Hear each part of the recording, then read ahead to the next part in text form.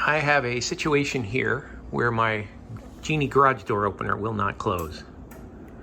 I click the button, I hear it click in here, and the small round light is blinking fast red. And I also notice that there's no lights on my sensors. And this one is green. That's the green light. That one should be on all the time. And the other one is a red light. That should be on when there's nothing blocking the beam, and it blinks if there's something blocking the beam. But because I've got no lights, there's something wrong here, and it could be a wiring problem, it could be a bad sensor, or it could be a bad unit. Either way, I'm going to try and troubleshoot it and see if I can help you out if you're having the same problem.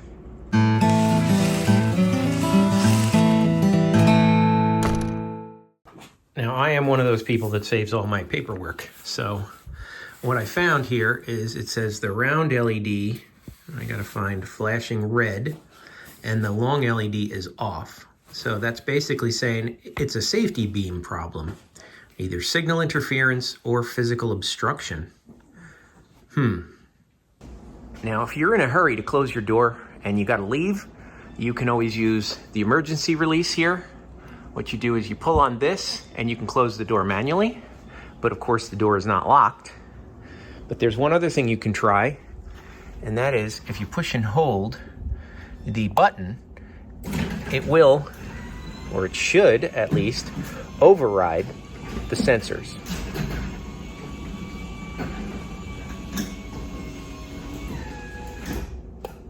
But I still have no light over here, which means if I open it, it's not going to be able to close again. Now, before you do any troubleshooting, you want to unplug power. And I know I have an extension cord here. I need to move an outlet a little closer because the cord's not long enough. I'll get to it. Now, the first thing I did was check the wiring to see if any wires had come off of the sensors, and neither one of them had a problem there. Now, the next thing I'm going to do is troubleshoot the wiring the whole way and make sure that the wire is not broke in some way or shorted out. All right, I've disconnected the wire from this one and left it open. And I've disconnected the wire from this one and left it open. In addition, I removed the wires from here and left them open as well. Now I'm going to get my multimeter. Now this multimeter has a tone generator to show when there's continuity. So when I put these two probes together, you can hear it. So my first test is to put the probes on here and make sure I get no sound. And I am getting sound, which means there's a short somewhere, because that should be open. Now I got to figure out which side is the short. All right, what I've done is I've separated the wires, and now I'm just going to test to see if either one of them gives me the tone.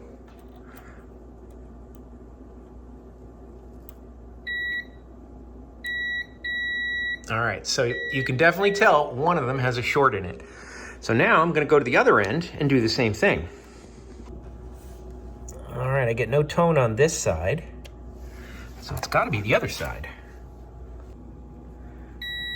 Sure enough, this is the side that has the short. So now what I need to do is figure out where this short could be. Now these staples that I put in are loose, so I don't think any of the staples are causing the problem, but you never know. So I'm going to check the whole length and make sure if I see any visible signs of a short. So I didn't see anything that looked like a short, but one of the things I definitely suspect is the metal here where the wire is going in and out. These things are pretty sharp, so it's possible just through vibration that it might have shorted out one of these wires. So I'm going to pull all these wires out and take a look. So this is the one that gives me the tone. I took them both out and I don't see anything that could be causing the problem. In fact, it's still giving me the tone. So there is a break, or I should say there is a short somewhere over there. All right, what I've done is I've connected my probes to these wires and just laid it up there so I can actually go along it and make sure I figure out where the problem is. All right, this staple is going through the wire. That's causing the problem. But it's intermittent, as you can tell by touching it. Sometimes it's fine. Yeah, look at that. Look at that. Right through the wire. Let me take this off. All right, you can see the staple did not go in straight. It may have hit a nail or something in the drywall, and that's what was causing the short. It went right across those two wires. Now, why it was fine for a few weeks and all of a sudden reared its ugly head, I have no idea. But now let me get everything connected back up again. Let's see if it works. Okay, my wires are connected again the way they were to begin with. And now I'm just gonna reconnect my sketchy little extension cord here. And I can already see the lights.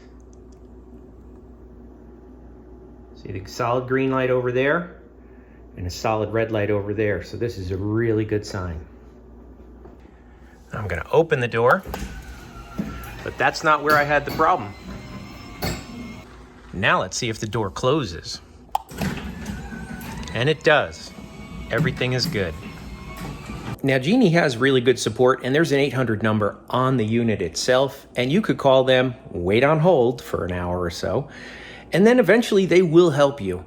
But I don't know if they would diagnose this for you if you didn't have a meter. This is where something like a multimeter like this comes in really handy. I'll put a link down in the video description. You can pick one up. They're not that expensive. But hopefully this helps you out, and if it did, give this video a thumbs up. And if you have any questions, just leave me a comment down below, and I'll see you in the next one. Hey there, if you're new to the channel, be sure to subscribe and hit that bell icon to be the first to know when new videos are posted.